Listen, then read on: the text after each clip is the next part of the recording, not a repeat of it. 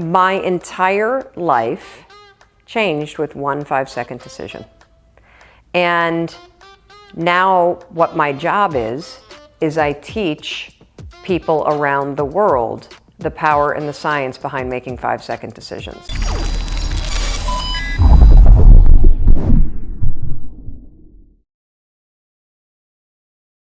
There's a 5-second window for all of us.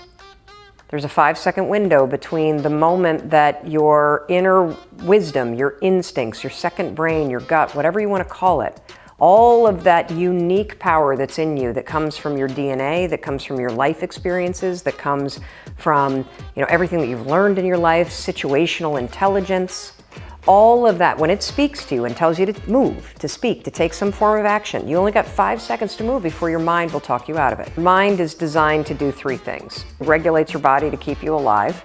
It also, when you're sleeping, half of your mind shuts down and the other half catalogs everything that happened to you today so you can have memories. And the third thing that your mind does is it protects your ass. And the main way that it does that is it does that by magnifying risk. Magnifies any situation or any conversation. And so, what happened for me is I realized as my life was circling the drain and we're facing bankruptcy and Chris is on the couch, that this was not the situation that I wanted. I didn't want my life to end in divorce. I didn't want to be in financial ruin. I didn't want to be depressed. I didn't want to be anxious. And here's the truly screwed up thing. I knew what to do to fix it. See, this is the trap that most of us are in.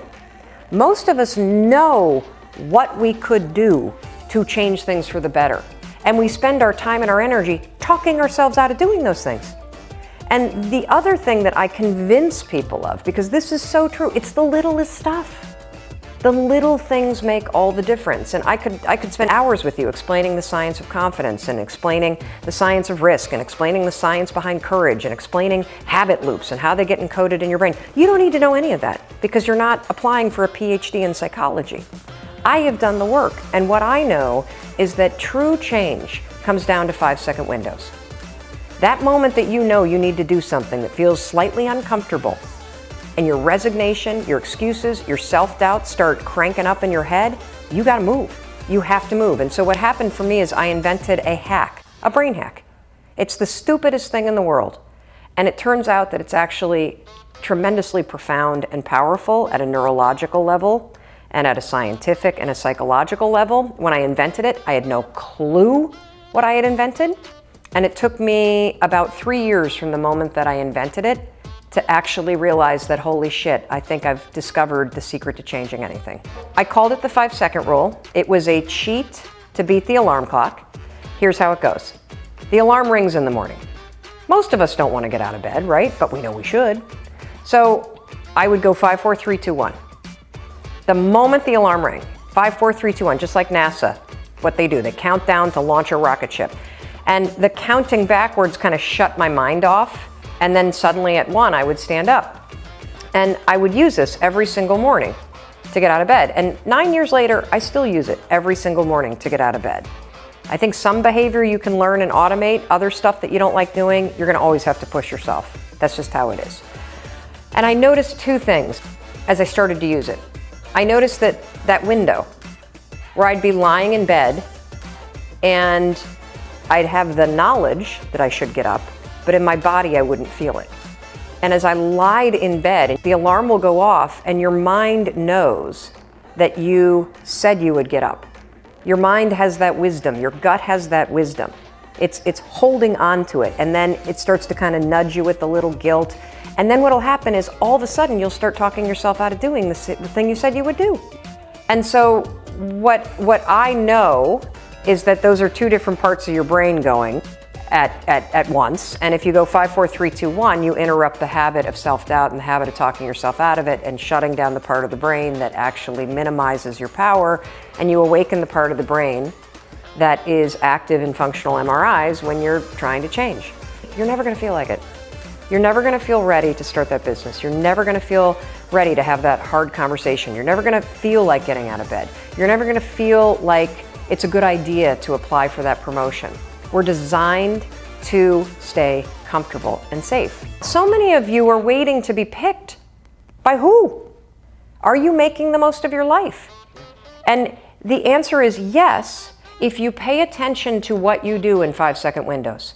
Are you the kind of person that when your instincts come alive and they want to nudge you to go talk to that cute gal across the way or raise your hand in a meeting and share that idea?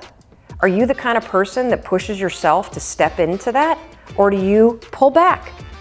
That's the power of a 5-second decision, because you can't choose how you feel. So you can do something else. You can actually disregard your feelings.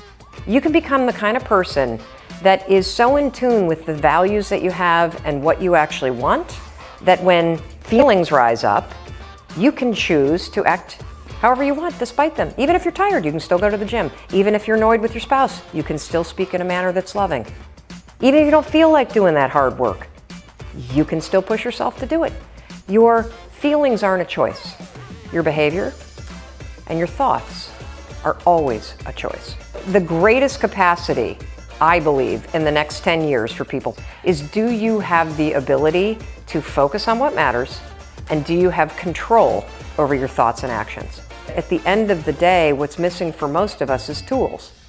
So, a lot of people that mainline personal development content have been reading about making changes for 10 years, but they don't do it. It's easier to tell yourself, oh, that's not going to work, so I might as well not even try it. You have no idea. Yeah. Yes. And so what happened is, once I started using it to get out of bed on time, 5, 4, 3, 2, 1, get up, I started to notice, holy cow, all day long there are these 5-second windows where I know what I should be doing. Maybe I should use this stupid thing to take control of my head and push myself to do those things too. And so I went from sleeping in and hitting the snooze alarm 3 times, 4 times, 5 times a day, to getting up on time, getting to the gym, not having 4 Manhattans a night, speaking to Chris differently.